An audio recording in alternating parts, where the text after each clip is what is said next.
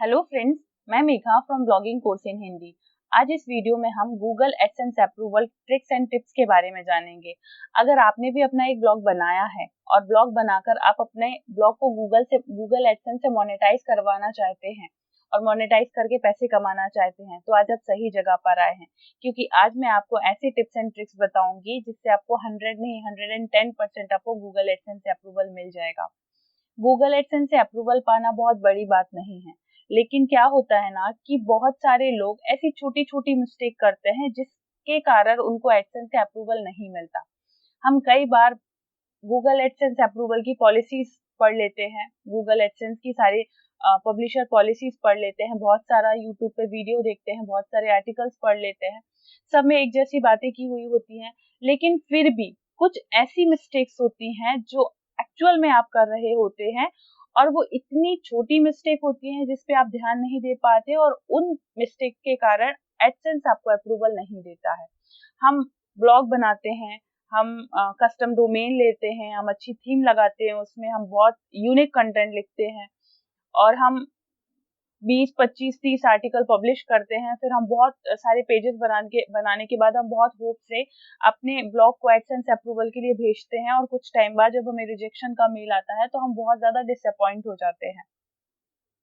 तो अब आपको डिसअपॉइंट होने की जरूरत नहीं है, क्योंकि ऐसा कोई भी रीजन नहीं है जो सॉल्व ना हो सके। जब मुझे अपने ब्लॉग के लिए एडसेंस अप्रूवल मिला था, तो इस अप्रूवल लेने के बहुत पहले मुझे अप्रोक्स 50 टाइम्स रिजेक्शन आया था। अब बिलीव नहीं करेंगे, 50 टाइम रिजेक्शन लेने के बाद 51 मुझे मेरी मिस्टेक का पता चला एंड देन मुझे एडसेंस का अप्रूवल मिला। तो मैंने एडसेंस के बहुत सारे रिजेक्शन देखे हैं और इसलिए मैं कॉन्फिडेंट होके बोल सकती हूँ कि आपको भी एडसेंस अप्रूवल मिलेगा, चाहे आपकी जो भी मिस्टेक्स हो। उन उन एरर को भी हम सॉल्व कर सकते हैं। आपका जो भी गूगल एडसेंस में आपको जिस चीज का भी एरर आ रहा है, आप कमेंट बॉक्स में मुझे लिख कर बताइए एंड देन मैं आपको मैसेज करके बता दूंगी कि उस एरर को सॉल्व कैसे करना है। उसके पहले मैं आपको गूगल एडसेंस की एक चेकलिस्ट बताने वाली हूँ। ये चेकलिस्ट मैंने उस बेसिस पर बनाई हुई है जो मैंने एक्सपीरियंस किए एडसेंस अप्रूवल लेने के लिए। तो अगर आप ये गूगल एडसेंस का कंप्लीट जानना चाहते हैं तो यहाँ पर मैंने कंप्लीट चेकलिस्ट बनाई हुई है। साथ में मैंने यहाँ पर गूगल एडसेंस से रिलेटेड एटलीस्ट 3 to 4 आर्टिकल्स यहाँ पर पब्लिश किए हुए हैं, जिससे आपके सभी डाउट बहुत अच्छे से क्लियर हो जाएंगे। तो ये आप सब पढ़ सकते हैं। उसके लिए आपको गूगल में टाइप करना है bloggingcoursehinhindi.com और आपको इस ब्लॉग पर आ जाना है। इस ब्लॉग पर आने के बाद आपको क्या करना है, आपको कैटेगरी में एडसेंस चूज करना है, एडसेंस टिप। इस एडसेंस टिप में आपको 3 से 4 आर्टिकल्स ऐसे मिल जाएंगे जो आपको AdSense policies, programs, checklist complete detail आपको मिल जाएगी। और कुछ मैंने जो एरर्स आते हैं उनका सॉल्यूशन कैसे करना है वो भी बताया हुआ है। तो चलिए चलते हैं और हम वीडियो फॉर्म में जानते हैं कि आप गूगल एडसेंस के पब्लिशर कैसे बन सकते हैं और गूगल एडसेंस अप्रूवल अपने ब्लॉग में कैसे ले सकते हैं। तो बात हम शुरुआत से करेंगे। सपोज अगर आप एक न्यू ब्लॉगर हैं, है ना, और आपने अपना ब्लॉग बनाया हुआ है, तो आपका टाइम वेस्ट ना हो। अगर आप एडसेंस को टारगेट करते हैं तो आपका बिल्कुल भी टाइम वेस्ट ना हो। तो मैं स्टार्टिंग से बताती हूँ।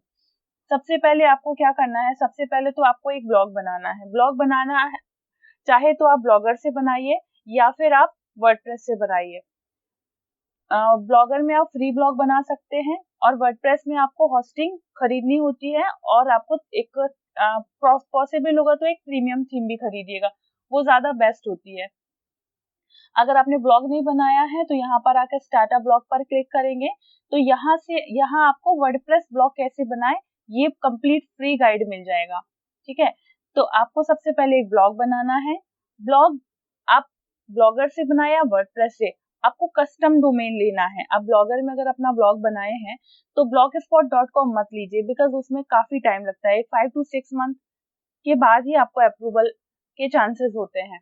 तो आप एक काम करिए, आप सबसे पहले .com, .in, .org जो भी डोमेन लेना चाहते हैं वो डोमेन ले लीजिए और उससे अपना डोमेन बनाइए, सॉरी ब्लॉग बनाइए। ब्लॉग बनाने के बाद आपको क्या करना है, आपको सबसे पहला जो काम है वो होता है आर्टिकल पब्लिश करना। तो गूगल एडसेंस ये चाहता है अपने न्यू पब्लिशर से कि वो यूनिक कंटेंट पब्लिश करे। अब बात आती है यूनिक कंटेंट की, तो लोग क्या करते हैं कि जो ऑलरेडी टॉपिक्स इंटरनेट में हैं उन्हीं टॉपिक पर आर्टिकल लिखते हैं और अपने शब्दों में लिखते हैं। अपने शब्दों में लिखना अच्छा है, लेकिन टॉपिक सेम है, तो गूगल के लिए कहीं ना कहीं कंटेंट सेम है, कंपटीशन सेम है। अगर आप एडसेंस, ये आप लिखिए, जरूर लिखिए, लेकिन एडसेंस अप्रूवल लेने के बाद, अगर आप फर्स्ट टाइम में ही गूगल एडसेंस अप्रूवल लेना चाहते हैं तो आपको यूनिक कंटेंट लिखना होगा। ट्राई करिए ऐसे कंटेंट लिखने के लिए जो इंटरनेट में अवेलेबल ही नहीं है, जो, और अगर हैं तो बहुत ही ज्यादा लो क्वालिटी के अवेलेबल है।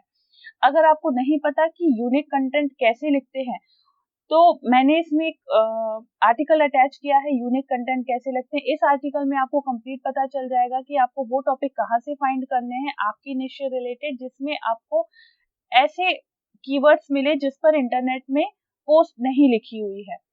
तो आप अगर जाएंगे यूनिक कंटेंट कैसे लिखे इस पोस्ट में, तो आपको वो आइडिया मिल जाएंगे। तो आप इस आइडिया को लेके यहाँ से कीवर्ड फाइंड करिए, और कीवर्ड फाइंड करने के बाद कम से कम 10, 15, 20 अच्छे अच्छे यूनिक आर्टिकल लिखिए, कंप्लीट यूनिक आर्टिकल। यहाँ आपका 50% काम हो जाता है एडसेंस का। इसके बाद आपको क्या करना है, आपको पेजेस बनाने हैं। जैसे कि सभी बोलते हैं और आपने भी सुना होगा कि आपको अबाउट अस का पेज बनाना है, contact us, privacy policy, terms and condition, disclaimer, ये सारे पेजेस आपको बना लेने हैं। अबाउट अस का पेज आप बहुत अच्छा बनाइए, ऐसा बनाइए कि आपकी ट्रस्ट एंड अथॉरिटी गूगल को शो हो कि आप एक जेन्युइन पब्लिशर हैं। आप अपने अपने बारे में बताइए, अपने ब्लॉग के बारे में बताइए, आपकी मिशन बताइए, आपके सोशल मीडिया अकाउंट्स आपने जो बनाए हैं उसमें कितने फॉलोअर्स हैं, एकदम जेन्युइन चीजें आप अपने अबाउट अस पेज में बनाइए और काफी बड़ा बनाइए।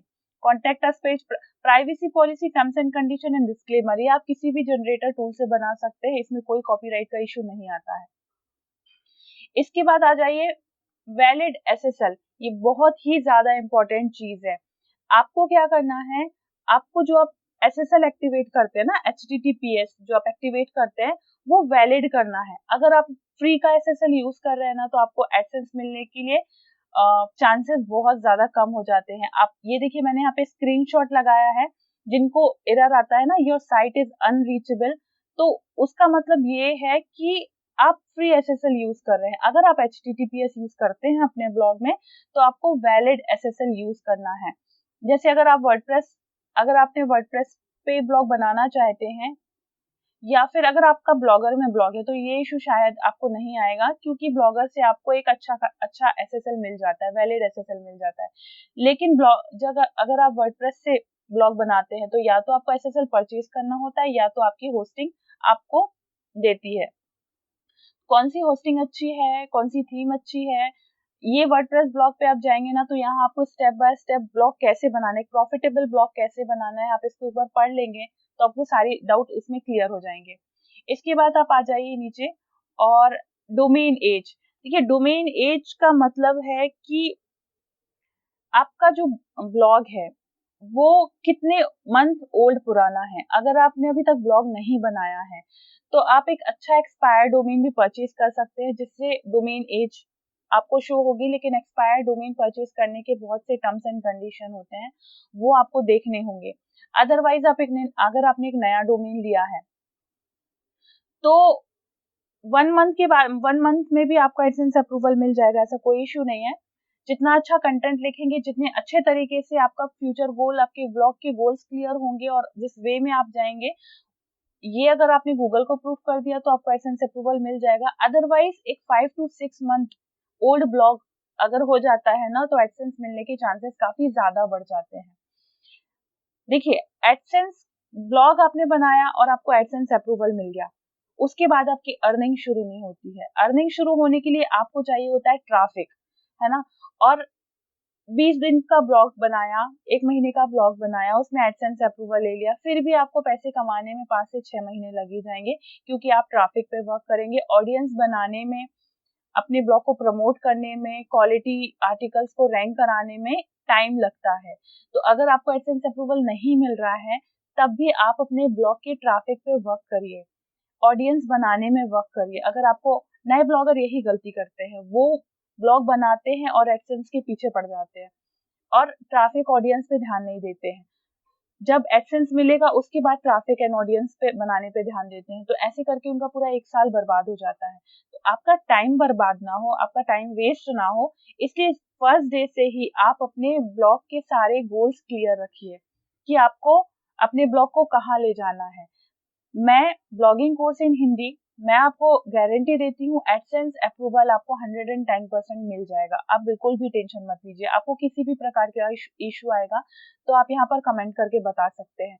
लेकिन ब्लॉग बनाने के साथ साथ एडसेंस को टारगेट करने के साथ साथ आप अपनी ऑडियंस बनाना भी स्टार्ट कर दीजिए।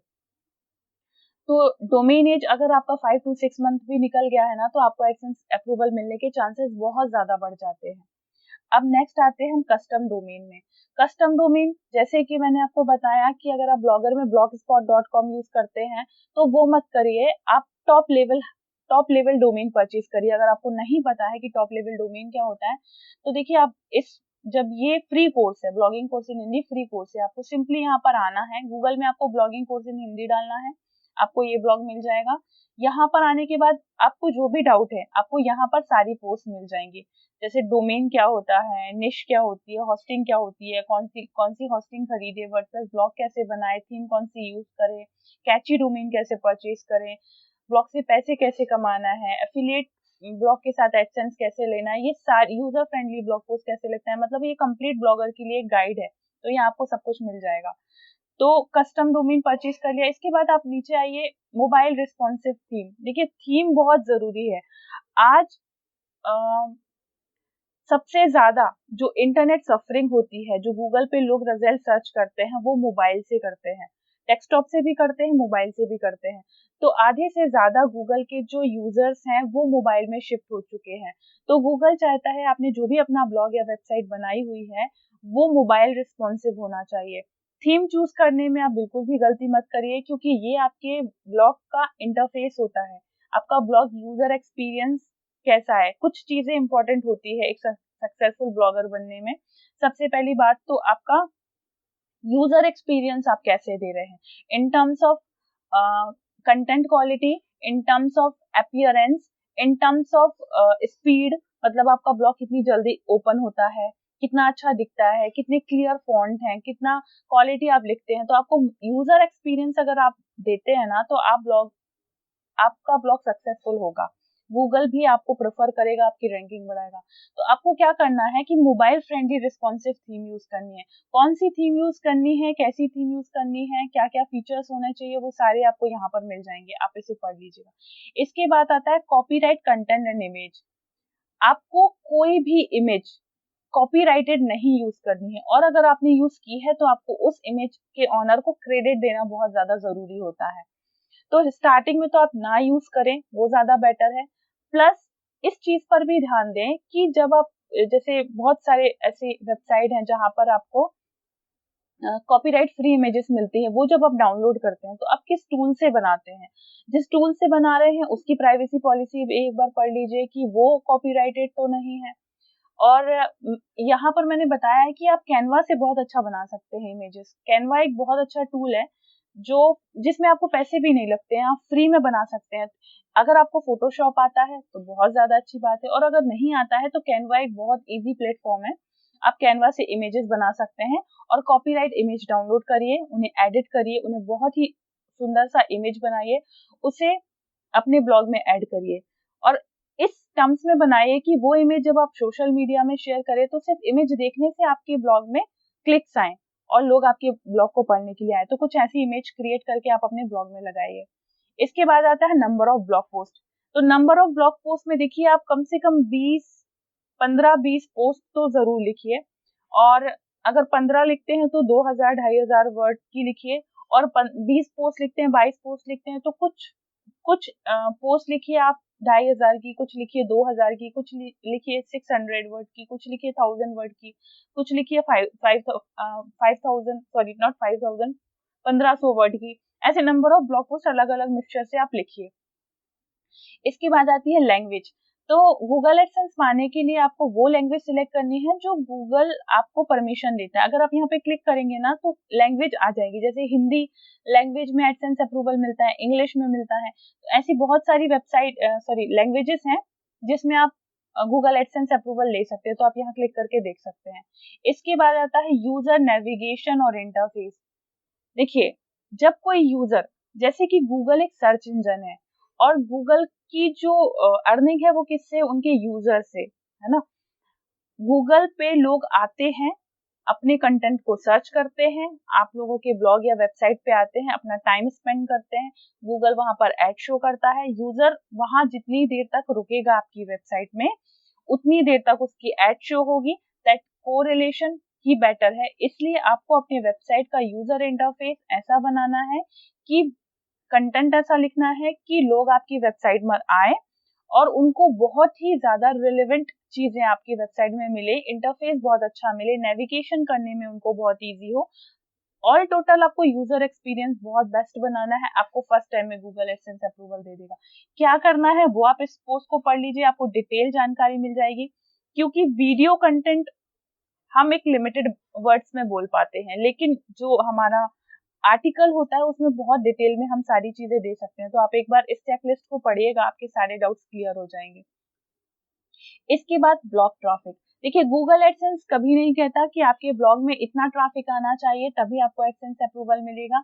0, 1 to 10 ऑर्गेनिक ट्रैफिक में भी आपको एडसेंस अप्रूवल मिल जाता है, लेकिन उस एडसेंस अप्रूवल को आप यूज नहीं कर पाएंगे जब तक आपको ट्रैफिक नहीं मिलता है। इसका रीजन ये है कि अगर आपको एडसेंस अप्रूवल मिल गया और आपके ब्लॉग में ट्रैफिक नहीं है और आपने एड रन किया आपके ब्लॉग में, तो क्या होता है कि अब आपके ब्लॉग में जब ट्रैफिक नहीं आ रहा है तो कभी कभी हम खुद अपने ब्लॉग को देख लेते हैं, या फिर हमारे कुछ फ्रेंड्स या हमारे नजदीक के जिनको हमने बताया हुआ है कि हम ब्लॉगिंग करते हैं वो लोग देखते हैं। उतने लोग अगर आपकी ब्लॉग और वेबसाइट को देखते हैं तो गूगल ने कहा है कि आप खुद या आप अपने फ्रेंड्स एंड रिलेटिव से फेक इनवैलिड एक्टिविटी नहीं करवा सकते। आपके आसपास के लोग या आप खुद अगर अपने एड्स को देखेंगे तो वो इनवैलिड एक्टिविटी में काउंट होगा और 4 to 5 डेज के अंदर आपका एडसेंस बैन हो जाएगा। तो जैसे कि मैंने आपको स्टार्टिंग में बताया कि आप फर्स्ट डे से ही अपने ट्रैफिक, अपने टारगेट्स को लेके चलिए। एडसेंस तो आपको मिल ही जाना है, लेकिन आपको ट्रैफिक बनाना है, अपने ब्लॉग की ऑडियंस बनानी है। एडसेंस मिलने तक अगर आपने अपनी ऑडियंस भी बना ली, आप बिल्कुल अच्छे से एड रन करिए, ऑर्गेनिक ट्रैफिक आएगा, सोशल मीडिया से ट्रैफिक आएगा। आपको एवरेज रखना है, ऐसा नहीं है कि सारा ट्रैफिक यूट्यूब से आ रहा है, सारा ट्रैफिक आपको आपके सोशल मीडिया से आ रहा है, सारा ट्रैफिक क्वेरा से आ रहा है या पिंटरेस्ट से आ रहा है। आपको ऑर्गेनिक भी चाहिए, ऑर्गेनिक मींस गूगल से आना चाहिए, आपकी पोस्ट रैंक होनी चाहिए। तो आपको 1 to 1 इन पर भी वर्क करना है। एडसेंस अप्रूवल लेने के लिए ये चीज पॉइंट नहीं है, एडसेंस इनके बिन भी मिल जाएगा आपको, लेकिन एडसेंस को यूज करने के लिए, एड अपने ब्लॉग में रन करने के लिए आपको इस चीज की जरूरत पड़ेगी। तो इसको भी आप साइमल्टेनियसली अपना एक टॉपिक पॉइंट मान के चलिए। इसके बाद आता है robot.txt। कभी कभी क्या होता है ना, robot.txt एक वो फाइल होती है जिससे आप अपने ब्लॉग को कंट्रोल करते हैं कि आपकी वेबसाइट किनको विजिबल होगी, किनको विजिबल नहीं होगी।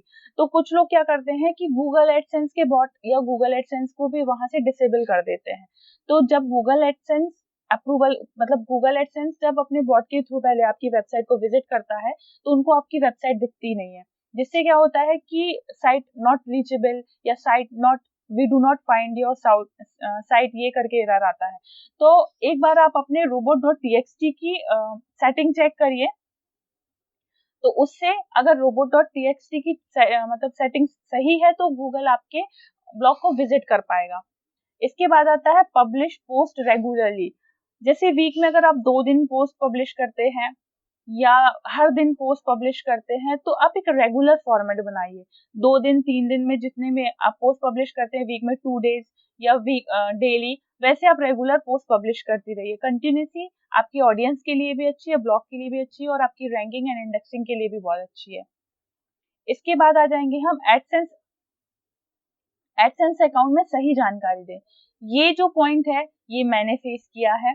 एक्चुअली मुझे मेरे ब्लॉग में प्रॉब्लम नहीं थी, मुझे 2 टाइम्स रिजेक्शन इसलिए आया क्योंकि मैंने अपने ब्लॉग को जब गूगल एडसेंस के लिए अप्लाई किया ना, तो मेरे अप्लाई करने में मिस्टेक थी, मैंने सही तरीके से अप्लाई नहीं किया था। तो जो राइट वे है अप्लाई करने का वो ये है कि यहाँ पर एक आर्टिकल लिखा हुआ है गूगल एडसेंस में अकाउंट कैसे बनाते हैं और सही तरीके से उसमें जानकारी या इंफॉर्मेशन कैसे फिल करते हैं।